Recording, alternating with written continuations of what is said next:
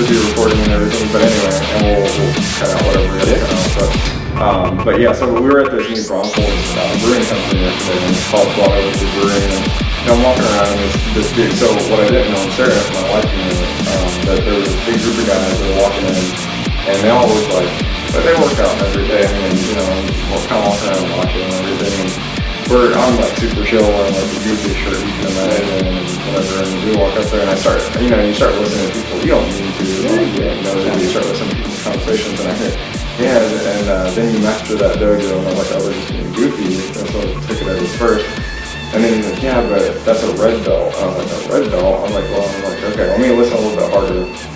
And then I heard jiu-jitsu, just like a snippet of it. And I was like, oh man. So I went up to the guy and I was like, hey, I'm not trying to be nosy, but I heard jiu-jitsu. And he was like, yeah, man. I was like, yeah, I'm super new and everything. I don't know what the hell I'm talking about. But it's always good to meet somebody that trains and everything. And he was like, yeah, so that's cool. But like you were saying, it's just weird how the world connects through jiu-jitsu. Yeah. So it's really cool. But anyway, so thank you very much for being here. Yeah. So this is my first interview officially, and I couldn't think of a better person than to get to interview for the first time and everything. So I think that's really cool. So you have a crazy amount of experience with it, and you have kind of a unique background as far as getting to travel and do it at different places, because not everyone gets to do that going through jiu-jitsu. So we'll kind of start with introductions and everything. Yeah. So who are you and how long have you been doing jiu-jitsu? Awesome, man. This thing is recording, right? Yep. Okay, cool. So I'll introduce myself first, but what I want to say first, Chris, is I appreciate you having me on. I'm real humbled. I've never been on a podcast before, so it's a very unique experience for me. I have to admit, we've known each other for some time. We work together, and you've been training now about a year, white belt in jiu-jitsu. And I remember you told me, I'm starting a podcast. And initially, it kind of struck me. I was like, because when you think of podcasts, especially jiu-jitsu, if you listen to them enough, you think of mostly hired belts, people that are trying to share their experience. Yep. And I was taken back by it at first, and I was like, white belt, doing podcasts on jiu-jitsu, what information is there to give? But as I started listening to your podcast, I realized this is an amazing experience, because there is no white belt in jiu-jitsu that I'm aware of that's doing podcasts. And so you're sharing your stories, your experience, your learned experience, you're recording this in real time, and as you talked about your podcast and you're telling me these things that you've learned, little details, I would reminisce. I'm like, oh yeah, I remember that, and I kind of chuckle or giggle, because we all go through that journey, and it's funny, when I'm rolling with someone like a white belt, on the mat, and they're like, oh yeah, I did this one. I'm like, it's okay, we all went through it. I remember going through it. I tell them the same thing. So I think your podcast is a great perspective, especially for white belts coming up who can understand this in real time from other people, from yourself who's going through the exact same thing. So first and foremost, I just think it's great. I hope you stick with it. No matter what happens, you're going to have this wealth of knowledge to reflect back on. And I'm sure when you get 5, 10, 15 years down the road, you too will, be able to look back and kind of giggle and laugh at that, because I have these memories in my heart and in my mind, and I have social media posts, but that's about it. So I see a post from 6, 7, 8 years ago, I'm like, oh yeah, I remember that stripe or that belt promotion or that tournament. And I read the caption, maybe I talk about the lessons learned in that tournament. I'm like, oh yeah, I definitely remember that. So just want to say that first and foremost. No, yeah, thank you so much. As far as I go, so I've been training jiu-jitsu for almost 9 years. I've been a brown belt for maybe about a year and a half. Nothing crazy in terms of the entire capacity of jiu-jitsu. I'm not jiu-jitsu royalty. I'm not a black belt or world champion, or I own my own gym. I'm just an average practitioner in the sport. I've tried competing. I balance. First and foremost, I'm a husband, a father, an active duty member. So I balance those three first, and then jiu-jitsu comes forth in the equation. So I get in when I can, I train when I can. I know I talk about jiu-jitsu, but I've always had like this affinity for martial arts, right? As far back as I remember as a kid, I've loved it. You know, I took Ishinru karate as a kid, probably up until about middle school, and then I stopped doing martial arts. There was no jiu-jitsu, no judo, no wrestling programs when I was in school where I grew up in Alabama.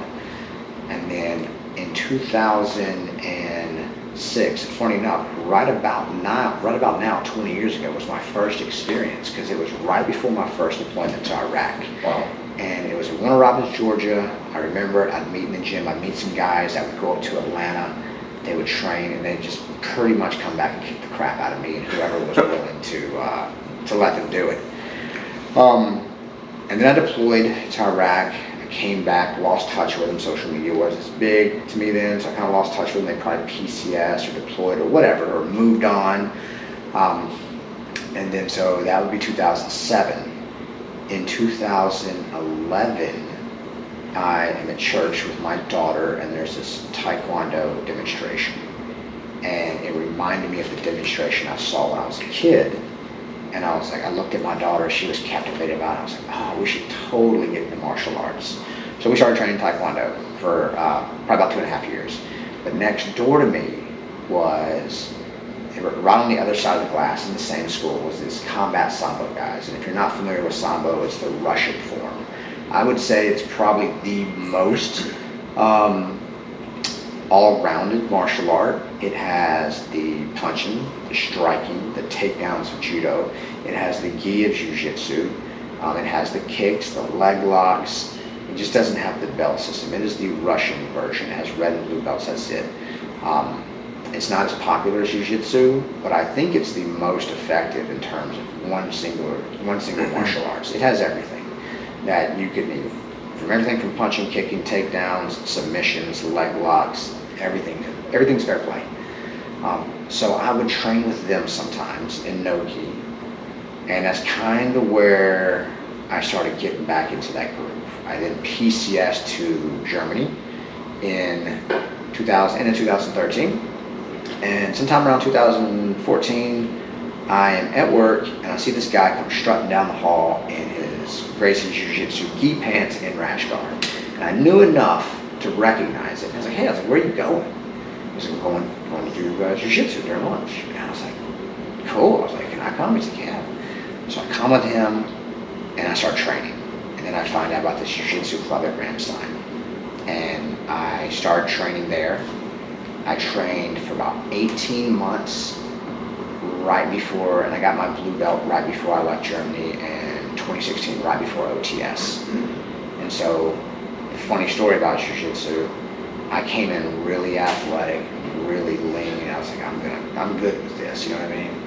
And I'm just getting the floor wiped with me. The floor is being wiped with me by this white belt that's 30 pounds smaller than me, just wiping the floor with me. I can relate to that feeling. And we all can. Anyone that started training jiu-jitsu, if you did not wrestle or do any form of grappling, judo, or jiu-jitsu from a young age, everyone can relate to getting the floor wiped, with you by the white belt. And I think that's one of the greatest parts about jiu-jitsu, because you actually have to fear what the white belt knows. So anyways, I leave for OTS, I have my blue belt, and I didn't feel like I'd earned my blue belt. I got annihilated the week prior so bad that I literally went outside of the gym and cried on the curb. I kid you not, man, as a grown man, I sat there. I was so emotionally wrecked and damaged from what they did to me. And really, it wasn't that bad. It was like 9 5-minute rounds. And I thought it was the end of the world. And I remember this purple belt came outside, he kind of put his arm around me, he sat down, he goes, you gonna be all right? I was like, yeah. He's like, are you gonna come back in? I was like, yeah. I was like, I just need a minute. He's like, are you gonna quit? I was like, no, that was just a lie. And then the next week they gave me my blue belt. And I was like, and I told him, I was like, man, I don't think I'm ready. He's like, trust me, when you get to OTS and you do combatives, you'll understand that you're ready.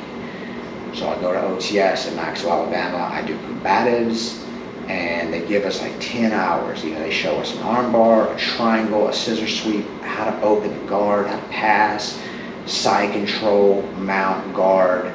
It shows these basics. and they give us these 1 minute rounds, and then they break us up by categories, and I'm like 150, 155 at the time. I'm probably like 165, 170 now.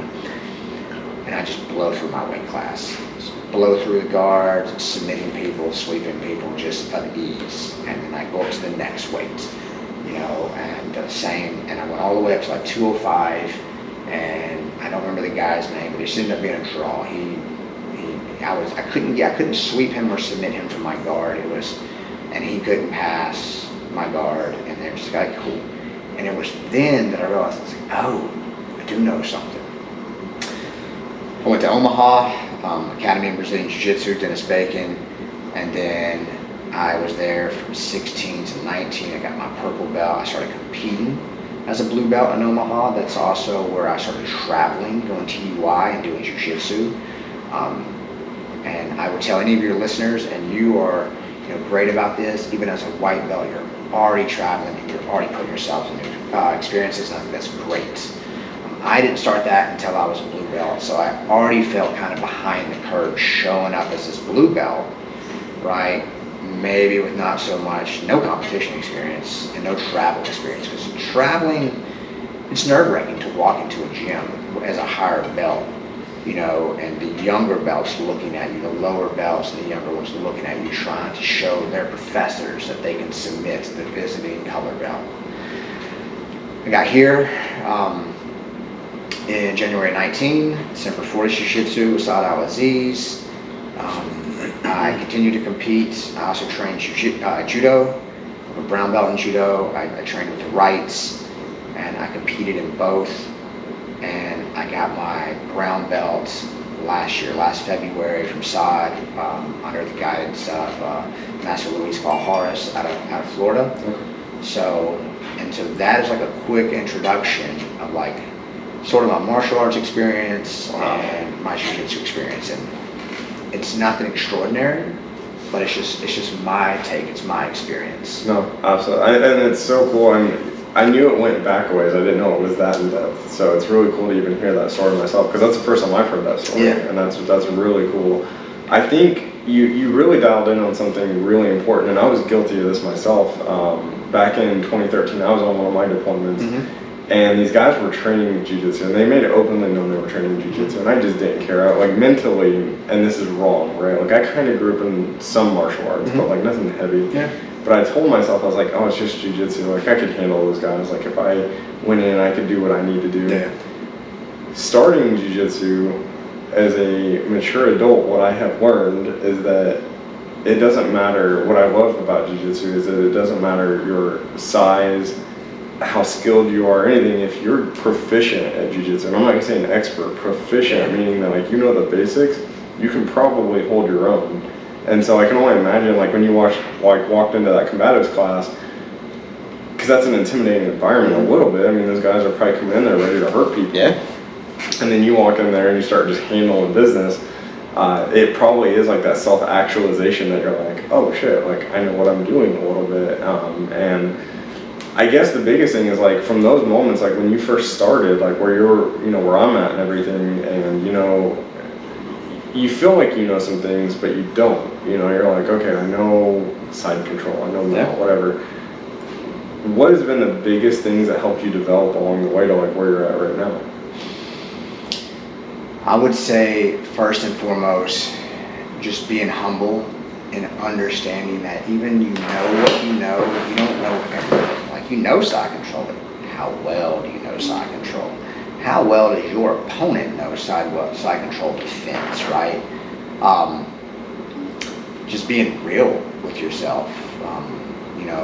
The average person on the street that knows nothing about jiu-jitsu, yeah, you probably know side control well enough to do the job, right? To someone that has spent a lot of their time fighting out of side control, they may be better and more skilled at that. So I'd say the first part is being humble with yourself, and realizing you ride these waves. Like I've been at my gym for 4.5 years, and I know when I go to this new gym, there is a whole list of people I have no clue what their game is, right? My stocks have been going up for 4.5 years. I've been getting acclimated with everyone's abilities, their favorite techniques. I know if I go against Matt versus someone else, I know I'm working with a deep half guard player versus I'm working with someone else. Maybe I can really work for my back. So that's the best I'll say. I know my stock's about to tank when I hit DC, and I'm going to have to rebuild all that knowledge. I'm going to go in, I'm going to employ what I think I know.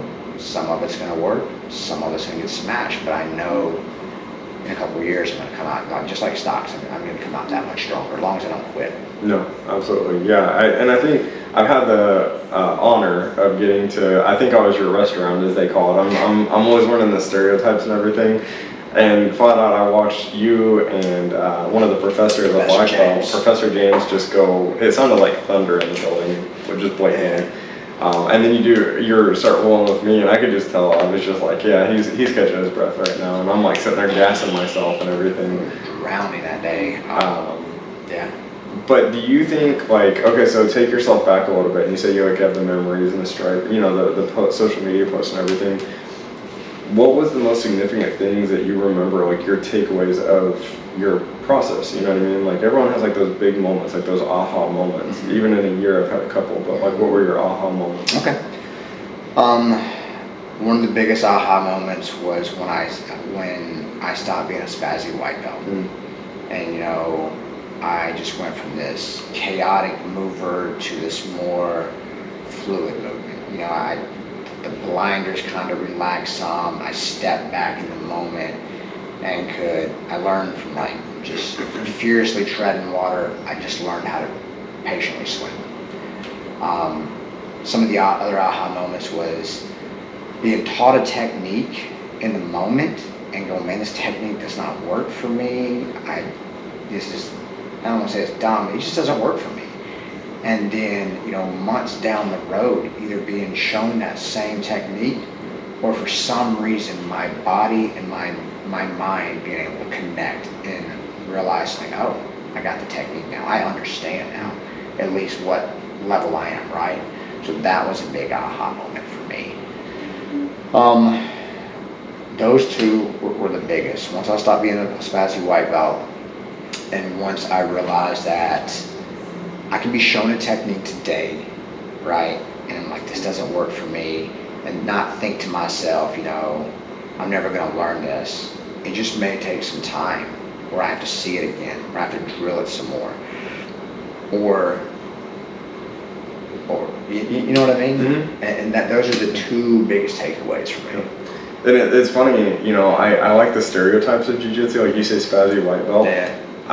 It's funny because everybody, I've never, myself included, I'm still kind of a spazzy white belt. I really am. Like I try not to be, and I even tell myself, don't spaz out. Like that's what I said before every single roll, because I'm trying to slow down. Mm-hmm. But it's funny how the stereotypes are so accurate in jiu-jitsu, and they're funny. People make memes of them and everything, but the stereotypes are so funny. Like we have, we send memes in a group chat and everything, and it's crazy how accurate they are. But I guess kind of leading up to it, like when you're that spazzy white belt.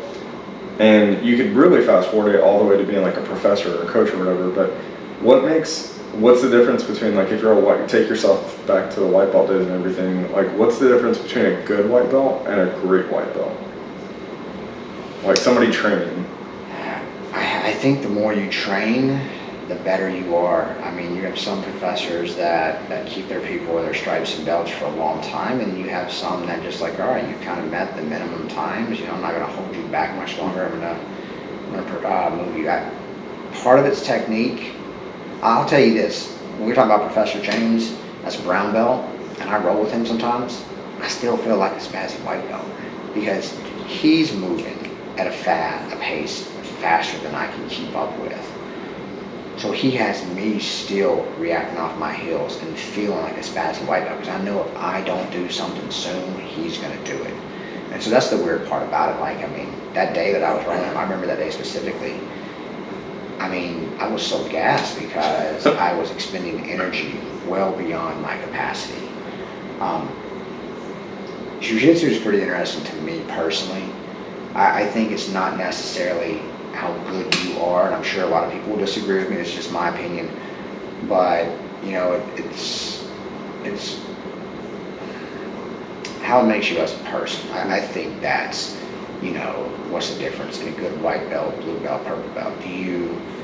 Are you a white belt that's willing to risk hurting your partner over the opportunity to show your professor that you're better than that person? Or are you willing to let that submission go because you won't hurt that person, and then end up getting past and submitted or tapped yourself? Me personally, right? Like I have no intentions of outright hurting anyone unless it just gets that out of control. And I still don't want to hurt anyone. So I think probably what makes a person good versus a bad, whatever belt they are, is the matter of self-control that they're willing to employ, not to hurt someone, even if it means getting past and submitting yourself. Yeah. Kind of, and I hear this all the time. You've said this. My professors, my coaches said this. Just leaving the ego at the door. Yeah. It seems like that's another great thing about jiu-jitsu is it's just this truly humbling thing. Like no matter how big and bad and tough you are, or how much street cred you had, if you will, before, jiu-jitsu is like the great equalizer. To some degree. To some degree it is, and sometimes to some degree it isn't. I've had plenty of bigger people. So I'm almost 40. I'm 165. Been trained 9 years, but I've had some people come through the door that were just so strong and so big that it was really hard for me to employ my will. Could I survive? Yes. But sometimes it is, and sometimes it isn't. It all depends on that individual, right? So if I have a white belt that comes in that's 18 years old, 6'2", 205, and is an athletic freak, and they have the arms to keep their space away from me, and I can only keep them in my guard, but I can't sweep them, I can't submit them. It's tough, but can I keep them from hurting me and ride out that round, and so be it. And the ego thing, you're gonna have people in the sport that no matter their belt level, they carry the ego. That's just the personality. Yeah. But it is pretty rare. And again, I think things like that make the difference between a good and a bad belt, right? Or you feel comfortable enough rolling with this person that they're not going to hurt you, that they will keep your best interest in mind.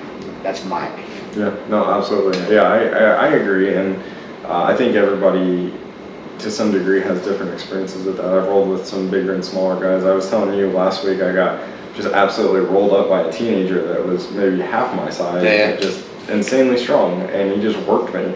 And I was like, I walked away from that so defeated. I was like, man, this kid is gonna, he's not gonna lose an ounce of sleep because of what he just did to me tonight. So I'll tell you a funny story about that. You say that. I remember you telling me that story. You went to UI, the kid was a blue belt, young, and was just annihilating you. And you've come to find out that's the instructor's son. Yep. And so this kid's been training for years, just a blue belt, but there's a lot of other juvenile belts that this kid probably went through, right? So he's probably got 10 years, 5 to 10 plus years of experience, which is purple, brown to black belt level on adult belts technically, right? And so in this generation, is so much different because you have kids coming in at such a young age, and as they go through, their development mentally and physically, they learn something that is essentially a second language. They operate in their body without thinking, like they're speaking a second language. So I'm at my buddy's house recently for his son's birthday party, and they all know I train jiu-jitsu, and they were telling me about their neighbor's son. And they're like, yeah, my neighbor's son does jiu-jitsu, he's really good, apparently he's won a lot of tournaments, real good. And so his dad comes out, and they yell to him, and his dad comes over to the fence, and Tim's like, yeah, my buddy here is a brown belt, and he'll totally kick your son's rear end. And that's not what he said, but I'm keeping it PG-13, Sure. You know what I mean? Sure. And he looks at me, he's like, whatever.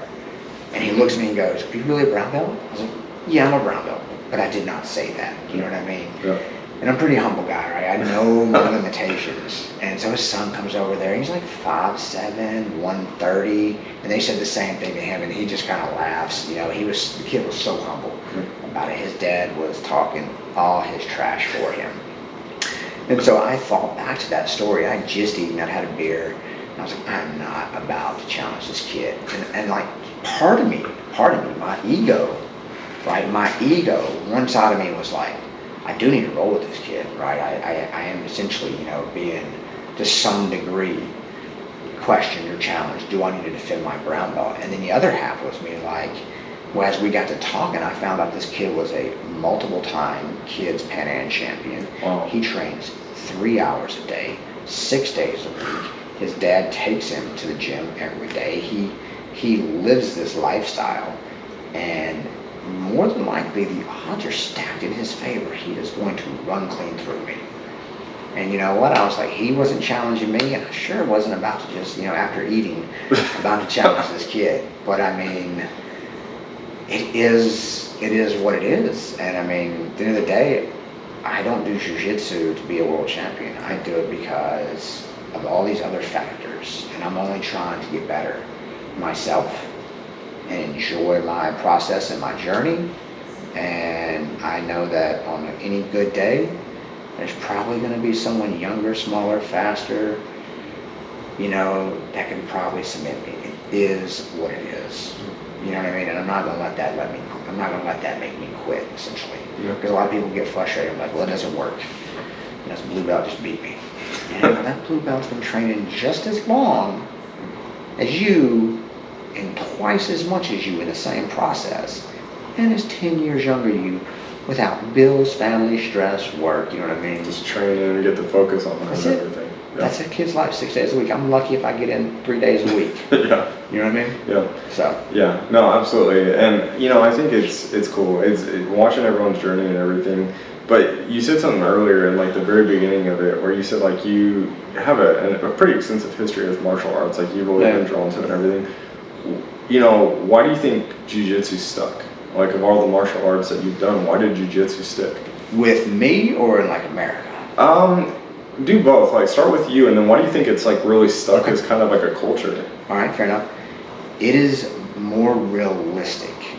If someone comes in the gym, like that example I gave you, I have gone up against plenty of 18, 19, 20-year-old athletes. You know, I'm 5'8", I'm 165, ranging from 5'9" to 6'1", 6'2". If we were to start throwing blows, just exchanging fist of fury, probably getting knocked out. You know what I mean? It's very, very linear. It's not very tactical. It's not very strategic. I have to get this person to the ground, right? Well, once we get to the ground, I feel a sense of comfort. You know, my triangles, my scissor sweeps. You know, my back takes, my rear naked chokes, my grip chokes. You know, if they stack me, going inverted under them, you know, sweeping them back to a leg lock. It is more relatable. It stuck with me for so many other things. I would say jiu-jitsu, outside of all the physical, is so mental. And it has so many aspects as a person, as a veteran, as, you know, someone that's seeking a sense of community, a sense of camaraderie, physical involvement, you know, meditation, purpose. It meets all these criterias. And so it helped me essentially in that realm. And it's so fun. I mean, it's like you are officially learning a second language, right? You're learning all these words as a white belt.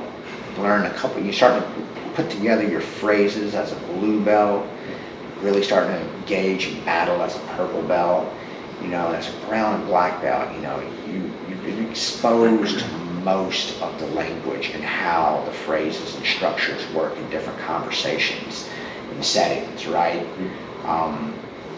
And so for me, it's just more realistic because I have memories when I was a kid and I learned karate. And, you know, I knew that if I squared up with this kid that was 30, 40 pounds bigger than me, he's going to beat the brakes off of me, right? He's just going to bum rush me with fist, and it's over. So that's why it stuck with me. I think for a lot of the same reasons I mentioned for me, it has grown in America. You see a lot of movie stars and rich people. You know, you got Elon Musk, you got Mark Zuckerberg. You know, you have all these actors. Tom Hardy, right? Ashton Kutcher's a brown belt. Yep. Lovato, and then you know you have all these people. Joe Rogan. It's something that money can't buy. Yep. Right?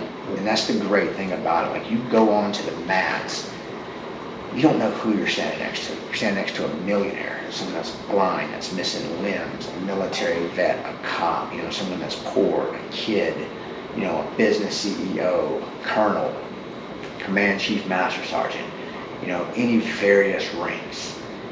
And you truly walk this gauntlet, this initiation, because we're all going through the same journey and the same process of learning this language. We all just have different paths. You know what I mean? So I think that's why I stuck with a lot of people. And also, when you look at martial arts like Muay Thai, boxing, Taekwondo, there's an athletic stereotype that usually matches them. And how many times can you get punched and wheel kicked in the head, before you're completely KO'd? You know what I mean? You can't go in there with the same level of intensity as jiu-jitsu. Yeah. So that's just my opinion.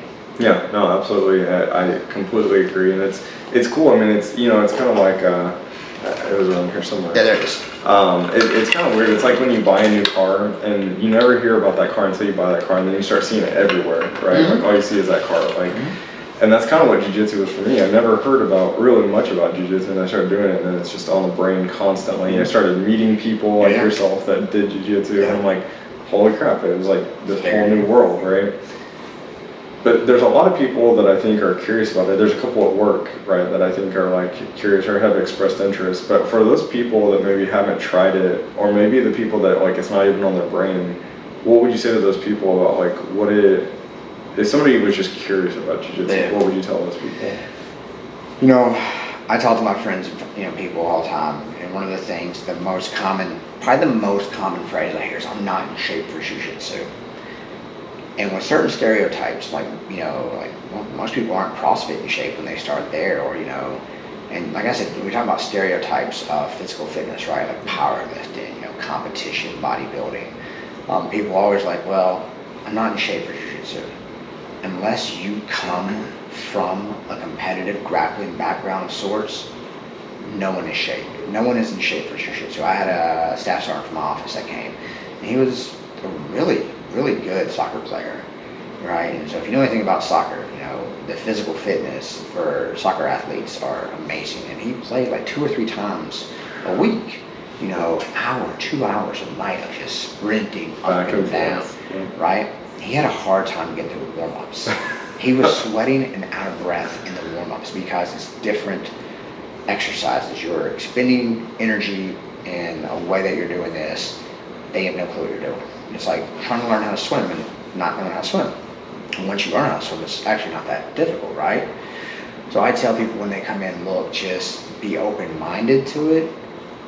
Learn the positions and the movements. Don't just jump into grappling. You're not ready. It's like trying to jump into a conversation. You don't know the language, essentially. Be open-minded. Come in. Take weeks to months to learn some things. And just be open-minded. It's not just physical. And of course, that is what people see. They just see the grappling. They just see the UFC and the memes, Don't get me wrong, it can be very violent at times. I have a lot of injuries. I see a lot of people get injuries, their arms broken, Just be open-minded to it.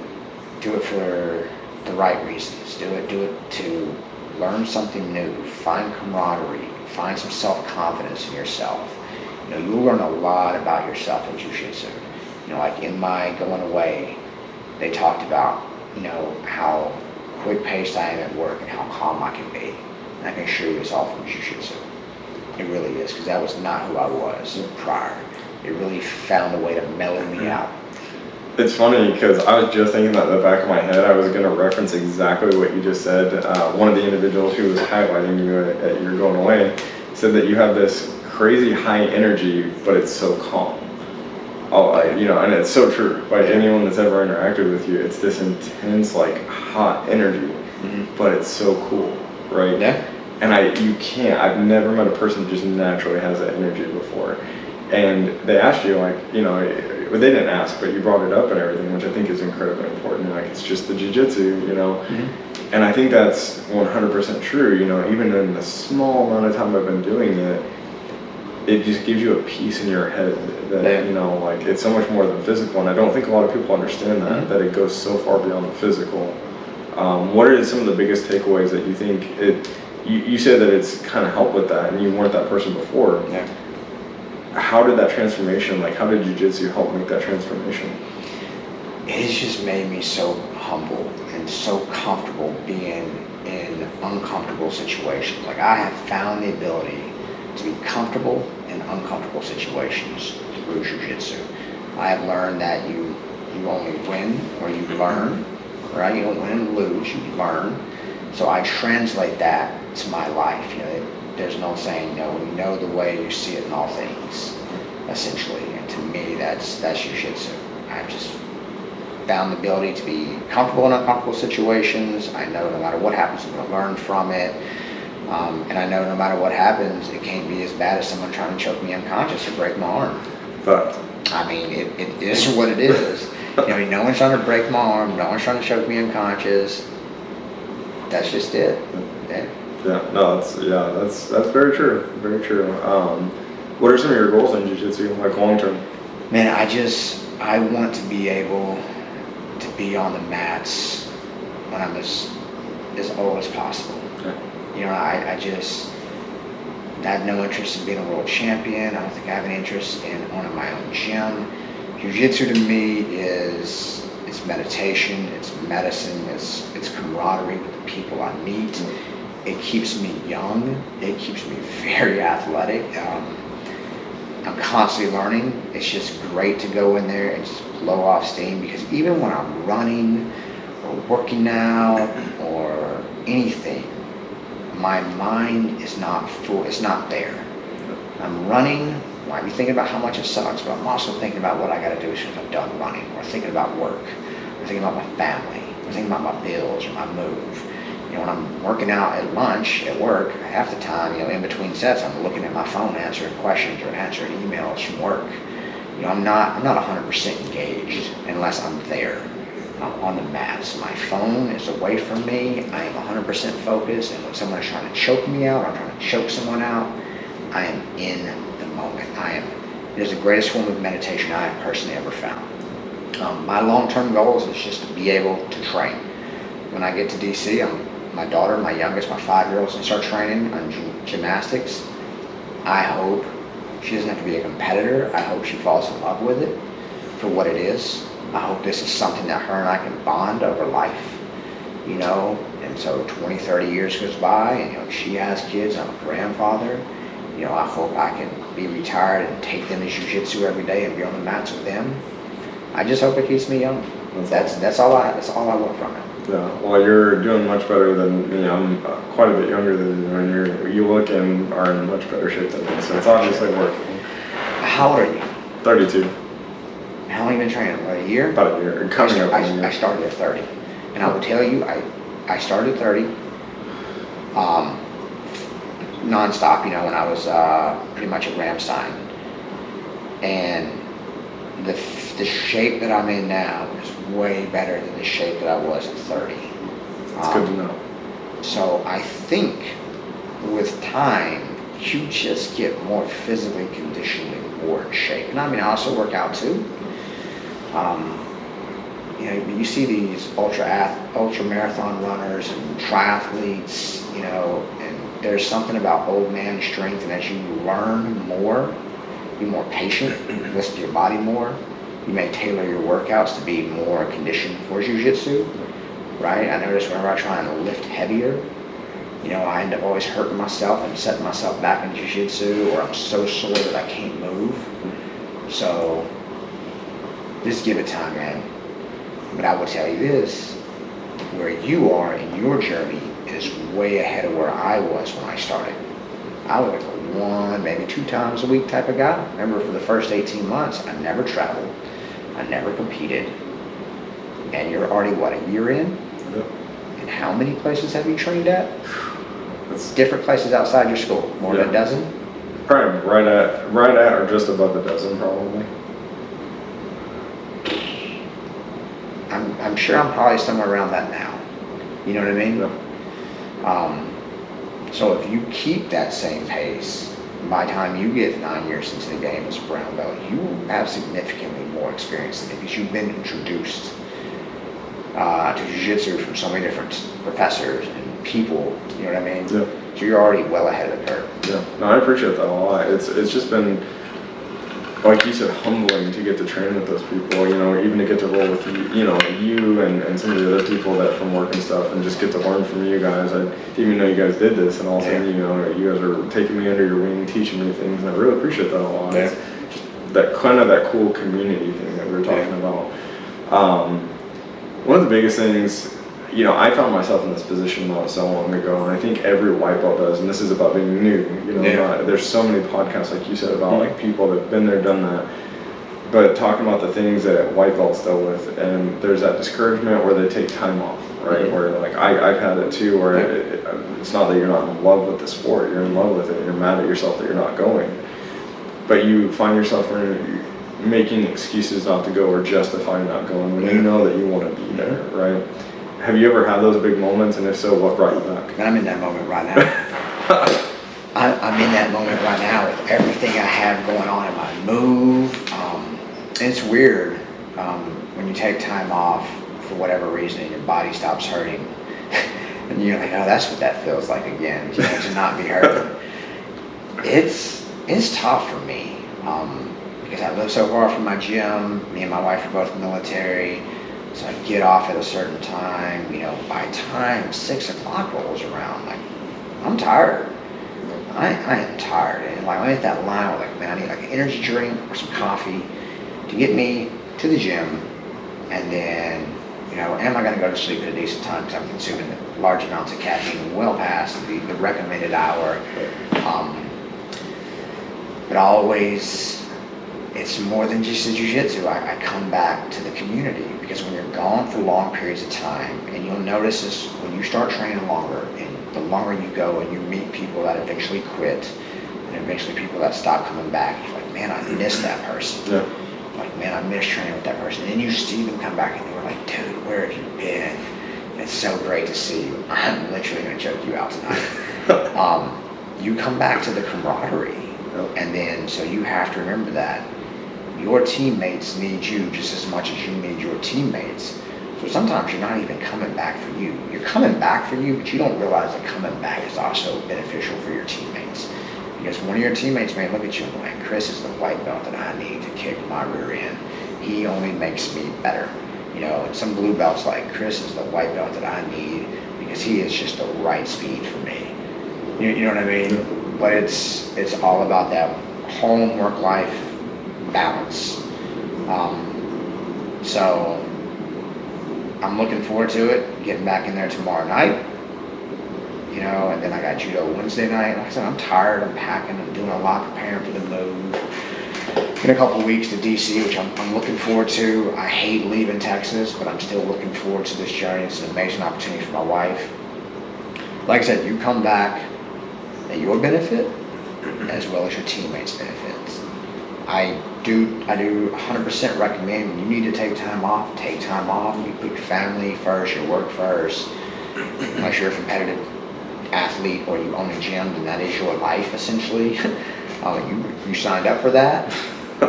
But just getting back in, like, fight will suck. You know, the more time you take off, the more rusty you are. You're gonna come back in a little bit slower, a little bit more cloudy. But you gotta get back in there. You know what I mean? And the longer you go, the easier it is to quit. And then you do yourself a disservice as well as your teammates. Yeah, 100%. Everything you said, times 10. I took a break and I started kind of making excuses for myself. It's easy. Super easy. Yeah. And what I didn't know, so I have a guy I like to train with. He's a blue belt. He just put on blue belt not that long ago, and we were training together pretty vigorously as white belts. And I didn't know he was like asking, like, "Hey, have you seen Chris or anything?" And I came back and he was like, "Where you been?" You know, exactly what you just said. And I think what really stood out to me is he told me, he's like, "Dude," he's like, I miss training with you. Like, you're the, you know, I didn't realize that he actually liked training with me. Mm-hmm. I thought I liked training with him. Yeah. And that was really important to me. Like, that felt really good. And so that community, that's why I think jiu-jitsu really stuck out for me, is the community. Like, I wanted to feel included in something and be part of something and get that confidence. And it's just incredible. I mean, just to get to walk a little bit differently, just because you feel like you're part of that. And everything. So I know. So for those of you that don't know, I'm pretty sure today is your daughter's birthday. It's next Thursday. Okay. Yesterday was her birthday party. But you guys are celebrating? We did yesterday. Okay. We had a birthday party because next week got a bunch of stuff going on. So we had to be with family. Okay. I didn't want to take up too much of your time, but No, you're good. but the last thing, one of the last things I wanted to ask is, so new, obviously, and everything, for the white belts out there that are listening to the show, the white belts that will start this journey one day, right? The biggest piece of advice, the thing that, is just really, and I know it's so hard to summarize it because there's so much, but what would you tell somebody? Your only obligation in jiu-jitsu is to be better than who you were yesterday. Don't compare yourself to other people. Comparison is the thief of joy.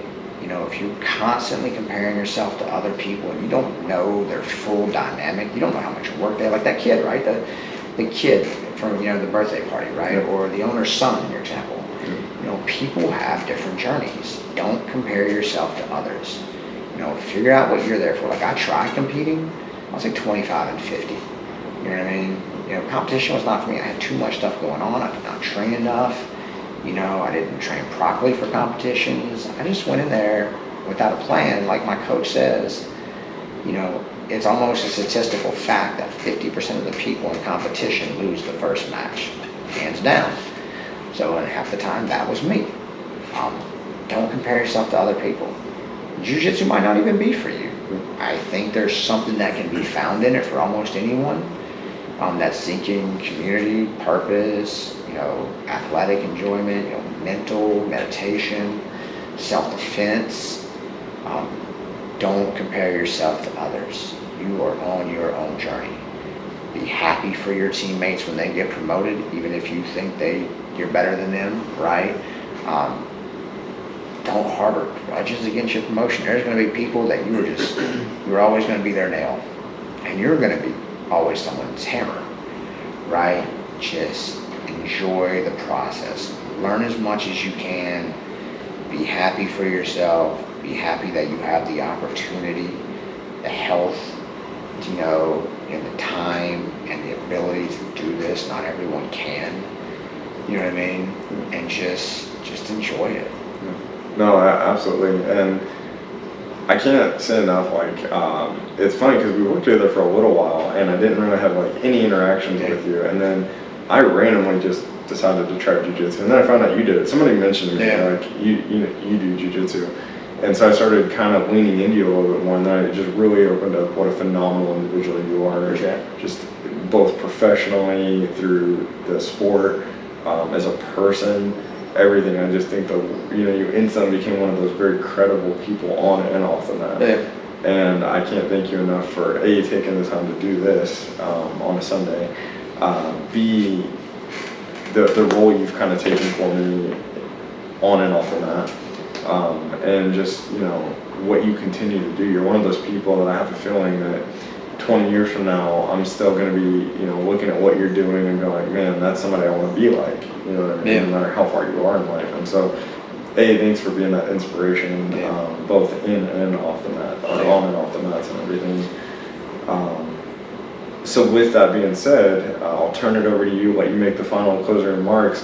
What do you got for the people? Anything that you would just like to say about this whole journey? I'll tell you what, man, I appreciate it. And over the years, you're going to find some of your closest friends end up being the people that tie on the belt with you. That do jiu-jitsu, and they're going to come from walks of life, and you're going to know them and trust them. You're going to trust them more than you trust people that you know your entire life, and weirdly enough, not really know anything about them outside of the gym. You will learn tidbits of information. You may never hang out with them after the gym.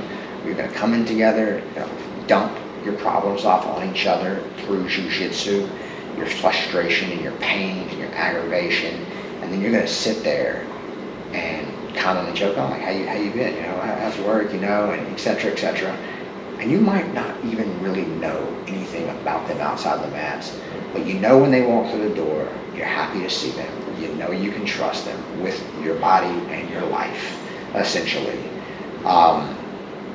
and you will these people, that circle of jiu-jitsu ends up getting closer because you're essentially a fraternity to some degree, right? And so you will communicate with people from over the years through jiu-jitsu more. You will like each other's posts, support each other's posts.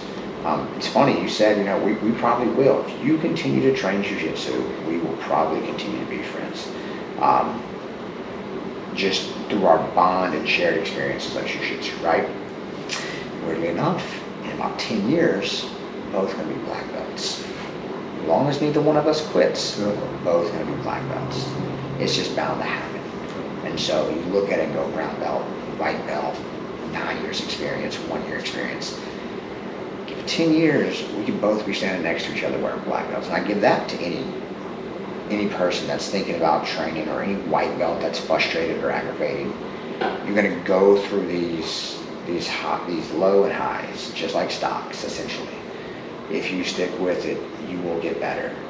I can't remember who said it, but it was like, it's not really who's the best, it's who's left.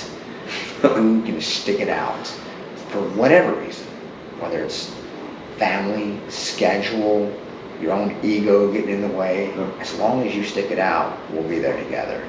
And something we didn't talk about, is don't forget to tap, literally the name of your podcast. Don't let your ego get in the way, man. They got that, a lot of people get commortgage on me, and I don't even fight it. I'm like, oh, nope, I'm good. I'm good. I'm not risking that, you know what I mean? Nope. Just take your tap, because you're putting yourself off the mat because you're stubborn. I'm not saying don't learn how to get out of submissions, or don't figure out where your limitations are, but you might want to figure them out quickly and safely. Yeah. And that's it, man. I'm really humbled. You had me on your podcast in the first person. First interview. The first time I've ever been on a podcast. So I'm interested to see how this sounds. From my perspective looking in, this is just my shared experiences as an everyday casual jiu-jitsu practitioner who's got a family, who's got a life, who does this recreationally. But as recreationally as it is, to me it's a very much needed outlet. Yeah. And it makes me a better person. So at the end of the day, that's why I do it, because I love it. It makes me a better person.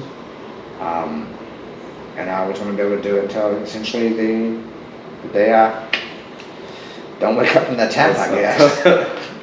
It's so quick send off and everything, but the reason why, if I ever told you, and I'll tell you off camera what this podcast was almost called, I had a number of names that I was going to make it, right? Yeah. And some of them aren't appropriate, but they were just funny, right? Yeah. And I was like, man, what do I keep hearing? Like, what could I possibly make this that would make sense? And I just listened to my coach at the time, he's now a professor, just constantly, don't forget to tap. And I was like, you know what? Well, there it is. It's right there. It's been in front of me the whole time. And I think that it applies on and off life, like you said, is just not letting the ego get in the way and everything. So, but I can't tell you, this is the coolest first interview I could possibly do. I've met, very quickly, I've met so many people through jiu-jitsu, and I can only imagine 10 years from now what that looks like. And I feel like we owe each other a promise 10 years from now. Let's make that a reality and do another one of these interviews if AI hasn't completely just, obliterated the podcast venue at that point. But seriously, thank you so much for being here. It means the world to me to do this and take the time to do this. And as always, guys, thank you so much for listening, taking the time. If you're ever in the DC area for the foreseeable future, go train with Mike and everything. He's a phenomenal guy. He will slow down and let you learn from him. And I can speak from that from personal experience and everything. Be a good training partner, train hard, just show up, and if all else fails, don't forget to tap. See you guys.